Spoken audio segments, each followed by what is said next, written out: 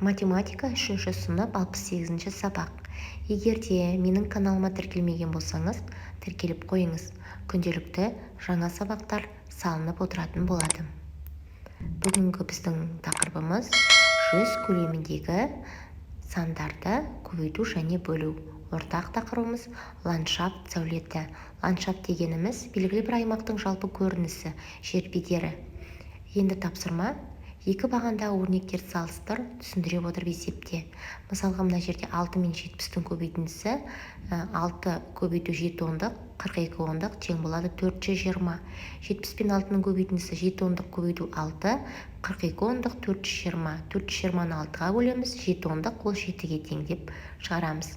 Келесі екінші тапсырмада жаңа бірінші тапсырмаға ұқсас 6 мен 80-ның көбейтіндісі 6 көбейту 8 ондық тең болады 48 ондық. Яғни 480. 480-ні 80-ге бөлеміз, 48 ондық. Оны 8 ондыққа бөлеміз, 6-ға тең. 50 мен 6-ның көбейтіндісі 5 ондық көбейту 6 ондық тең болады 30 ондық. Тең болады 300-ге тең. 300-ді 6-ға бөлеміз, 30 ондық бөлу 6, 5 ондық тең болады 50. Келесі үшінші тапсырмада шартты есептер. Бұл жерде А тең 60 метрге, В тең 2 метрге. С-ті табамыз, С белгісіз квадрат метр. Шешу С-ті табу үшін А мен В-ны көбейтеміз, яғни 60-ты 2 метрге көбейтеміз, тең болады 120 квадрат метр. С тең 120 квадрат метр. Гүлзардың ауданы 120 квадрат метрге тең. Әсін де тап осылай шығарамыз. Номер 4-ші есепте А мен В берілген және А мен В-ны көбейтеміз, мәндерін табамыз. Мысалға, бұл жерде 5 пен 100-ді көбейтеміз, 500-ге тең. 9 пен 10-ды көбейтеміз 90-ға. 90 мен 10-ды көбейтсек 900-ге. 100 пен 8-ді көбейтсек 800-ге. 10 мен 60-ды көбейтсек 600-ге. 10 мен 70-ді көбейтсек 70-ге. 100 пен 8-ді көбейтсек 800-ге тең екен табамыз. Ал астында А мен В-ны бөлеміз керісінше.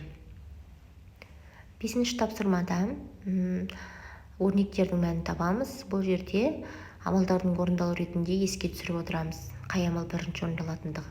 Мысалға, біріншісіне 1000 мен 1000-нан азайтамыз, 50 мен 4-дің көбейтіндісінде бірінші көбейту амалы орындалады. Яғни 50-ді 4-ге көбейтіп аламыз, 200 болады.